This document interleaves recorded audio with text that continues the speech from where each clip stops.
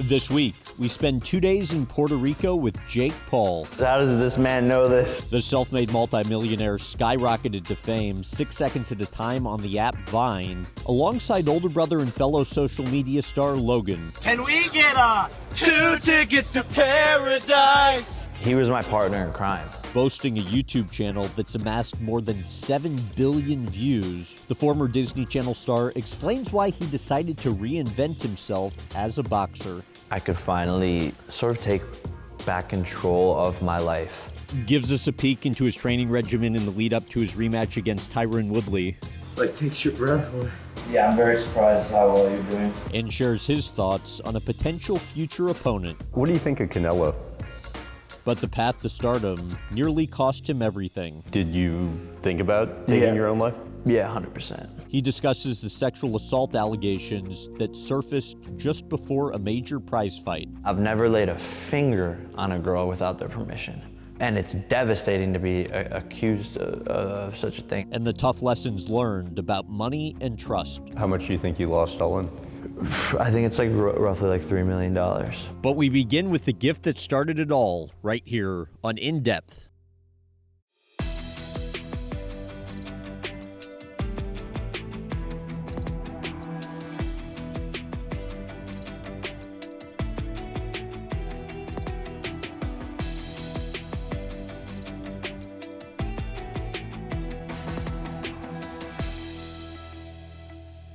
Christmas 2007.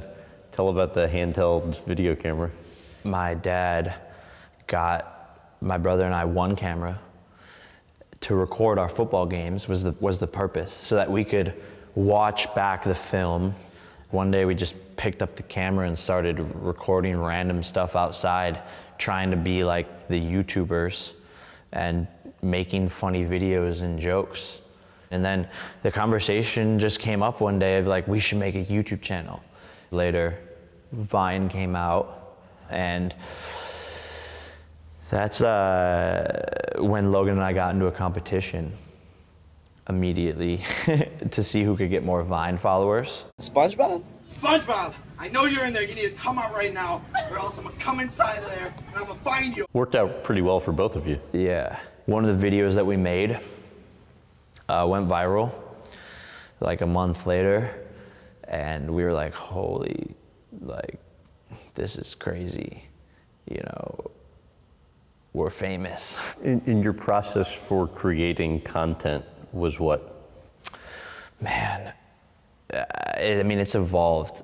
It went from, you know, messing around and maybe filming a video for 10 minutes to spending days of pre-production to get props, costumes, locations to film a 6-second video and editing it for a day after that and then posting it. For Narnia! For Narnia! Come on, we got to go! A video a day for 800 straight days. The pressure to create content you felt started to cause you to drink, right? It was just a messy cycle, because when I didn't want to do something, I was like, oh, I'll like smoke weed or get drunk to do this video. At what point was it the worst? It was after my brother's Japan incident, where no one wanted to work with us. Every brand that I was affiliated with dropped me. And I wasn't even the one who filmed the video, right? It was just by way of association, because my brother filmed in the suicide forest. My life was pretty much ruined. You said it was starting to create a kid who was just like, I mean, to be blunt, it's like, why do you see so many stars kill themselves? Yeah. Explain that. Everything in my life was just falling apart. And the only thing that made me forget it was drinking, 100%, and smoking weed. And I was like, what's the purpose of my life? This sucks, this is terrible, I wanna run away. And I think, you know, dark thoughts come into your head of like, yo, this is like, I don't wanna be here on earth anymore. Did you think about taking your own life? Yeah, 100%. How did you get through it? I was just looking for hope. And so I just like started going to like church just like talking to a therapist. And I just made that decision to like not give up. When I was talking to your mom, she said it wasn't until you were kind of on the other side of it that she really had any idea what you were going through. Yeah, I was embarrassed, you know? Why? Even now, it's like, this is like really the first time I've like talked about it, honestly. I just took on the pain by myself because I just felt embarrassed to ask for help. And I didn't want, like I wanted to seem tough, right? Because I was Jake Paul and everything, the outside looking in, it's like, this kid has a perfect life. I wish I was back in Ohio landscaping for $10 an hour because I was happier then than I was as a 21-year-old with, you know, the houses, the cars, the parties, the lifestyle. It's all fake and it's just a dead end, honestly. My phone was like, hey, tell me the God's honest truth, man to man, no one listening. What happened? Diet's obviously a big part of your life now. Tell me about what it entails. I have a big breakfast, tons of egg whites, omelet, toast. I eat raw liver, actually. Why? It's like supposedly supposed to just be one of the best things you could possibly eat. Oh, that looks disgusting. You have that every day? Yeah, like a couple ounces.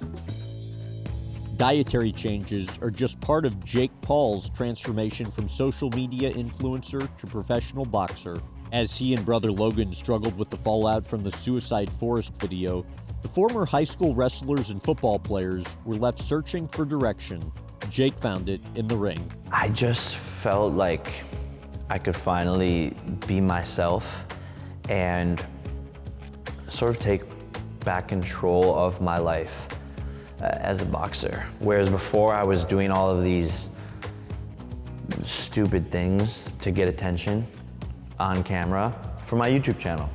While Logan's foray into boxing has included an exhibition bout with all-time great Floyd Mayweather Jr., Jake's goals appear more ambitious. The younger Paul quickly silenced doubters with dominating defeats of his first 3 professional opponents. He then struck a multi-fight deal with Showtime, making it guaranteed to the company's president. And I told him straight up, I was like, yo, I'm gonna be undefeated. No one's ever gonna beat me. To get to 10-0, maybe grab a world championship belt in the last fight there, and just retire with the belt and ride off into the sunset. And you said in terms of financial upside, like $250 to $500 million. All I have to do is to win. The revenue is only increasing exponentially by each fight. So, you know, 5-6 more fights, I can make $250 million for sure. People have a misconception of how he is. His mind is very, very determined on whatever it is he's trying to accomplish. He's only fixated on that one thing, and that's it. And people would think that he's got a lot of things going on, he parties, he doesn't. Nothing can be further than the truth. Working in Paul's favor, pay-per-view audience numbers and money earned correlate more with his massive social following than his record. A win by split decision over Tyron Woodley further proved Paul's abilities, but it was the previous fight that really put him on the map when he stopped Ben Askren in round 1. The moment is immortalized in Paul's Puerto Rico home. I just shut everyone up. They said this guy was gonna beat me, and I beat him in a minute and a half. I was going through a lot that week leading up to the fight, and it was just messing with my mind a lot. And when I won, it's like you sort of just get to that other side and all those emotions come out. Just days before that win, Paul was accused of sexual assault by TikTok star Justine Paradise, who says the assault happened 2 years earlier at Paul's home, which doubled as the headquarters for his social media influencer label Team 10. Other influencers who lived at the house have also alleged toxic and abusive behavior by Paul. Paradise has stated she plans to press charges. Paul has denied her allegation.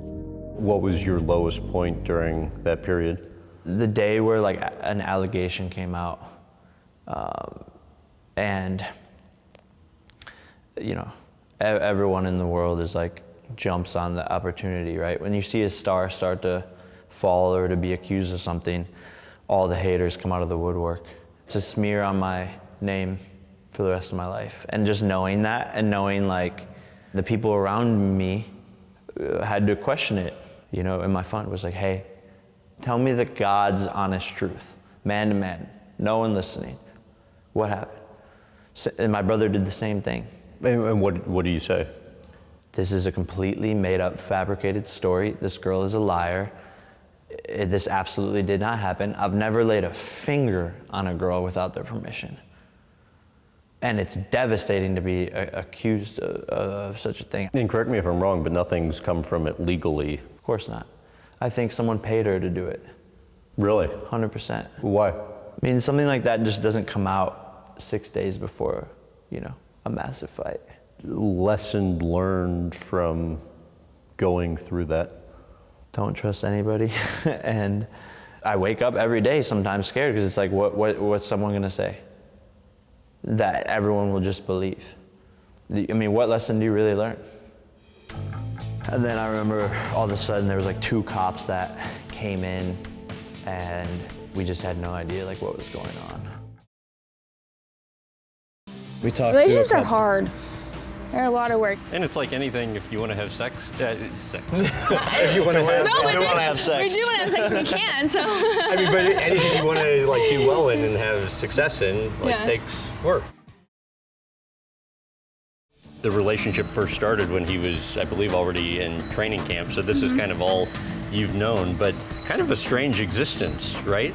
Yeah, well, I think it's such a good thing because I got to meet sober training camp Jake Paul, dialed in, completely focused, and that's the Jake I fell in love with. It wasn't the Jake Paul, you know, being crazy, even though I love that part of him too, but You know, committing to be with somebody else, sometimes that's not easy. My parents were divorced. I never had a good relationship to witness, to emulate. And have you guys talked about that? oh yeah, I mean, same with her parents. Same with me. Like, it's tough because it's like a bittersweet thing where we can bond over it, but it's also how do you heal from it together and learn to love each other. Your parents got divorced when you were in kindergarten. One of your earliest memories as a kid is of the cops coming in, breaking up an explosive domestic dispute. What do you remember from that? It's sort of like all a blur, but I remember my parents just like screaming at each other at the top of their lungs and them arguing, and I was just crying, you know, with my brother. And then I remember all of a sudden there was like 2 cops that came in and just asked us if we were okay. We just had no idea like what was going on. Traumatic experiences like that, you know, sort of make you numb. I think they make you live in fear. It's gonna linger with you for the rest of your life. In what ways does it come out? Who knows, you know? Your mom was a nurse, remarried a doctor, so, you know, things seemed pretty secure there financially, but your dad, on the other hand, struggled a bit, and I think there was Pop-Tarts and soap and things like that you would get on Christmas wrapped in newspaper. How does this man know this? What was that like for you guys? Just kind of the difference in dynamic from one house to the other. At my dad's house, I couldn't be myself. I was always on edge of not doing anything wrong in front of him. We were always working like all the time to help him, you know, with his different projects so that he could pay the bills.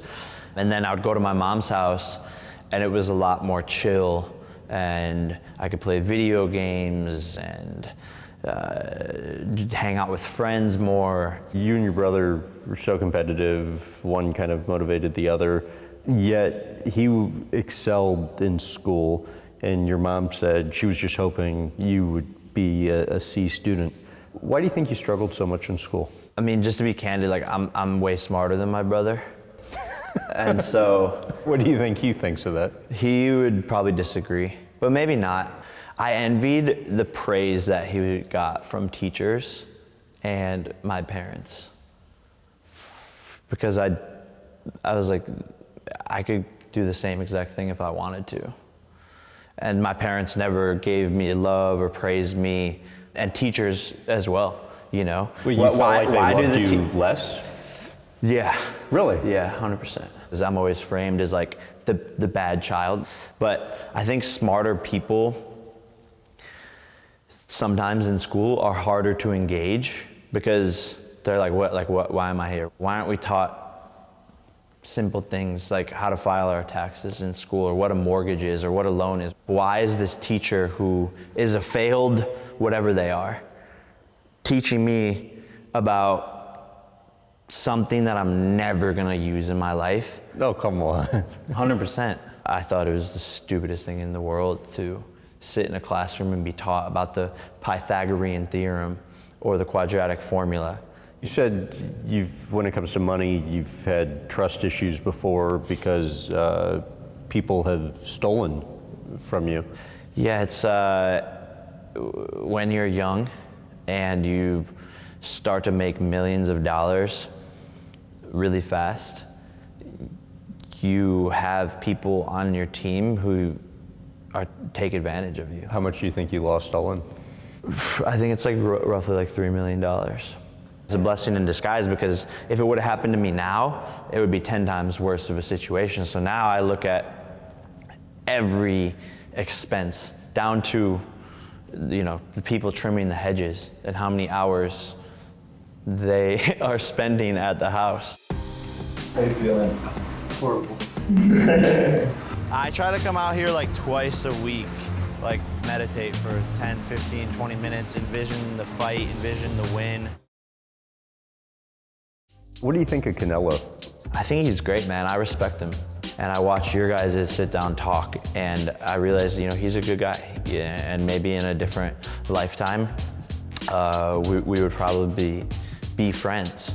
However, I still want to fight him. And I still think it would be a massive fight. And I think, you know, my path is leading to that. To achieve his lofty goals in the boxing ring, like one day fighting the great Canelo Alvarez, Jake Paul realized he needed a quiet spot to hone his skills, eventually deciding on the peaceful coast of Puerto Rico. During our visit to the island, Paul gave us a glimpse behind the curtain, beginning with the affirmations he sees every day on his bathroom mirror. So since I was 15 years old, I would have a goal. Back then it was, I, Jake Paul, will become one of the best wrestlers in the state of Ohio. And I just said it to myself every morning and manifested it, and now I do it on like a much grander scale. The temperature thing's frozen in here. 35, here we go. 2, 1.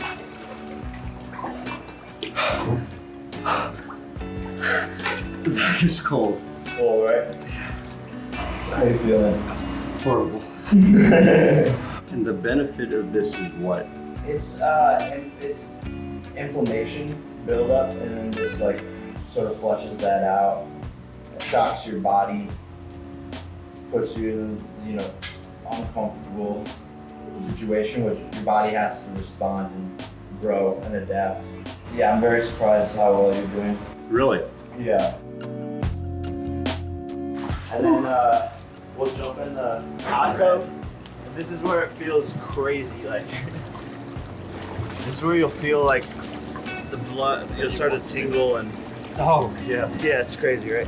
You've said being down here has kind of made you the best version of yourself. How so? I'm the type of person that's sort of attracted to chaos, and down here there's no distractions, so there's nothing going on. There's nothing for me to go be a part of.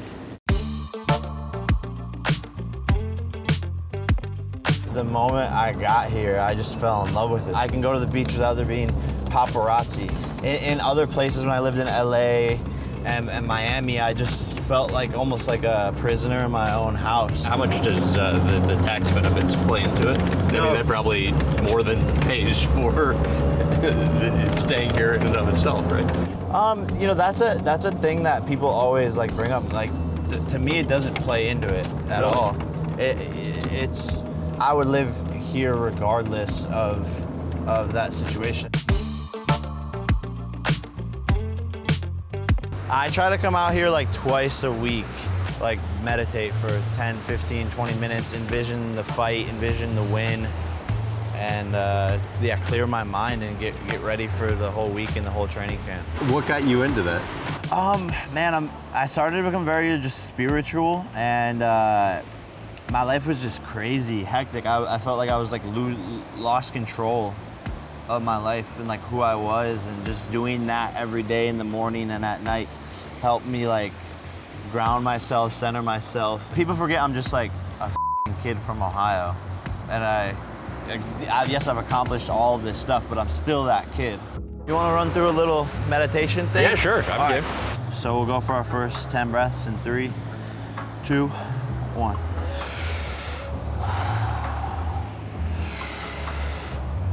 And then all the way out and hold for 10.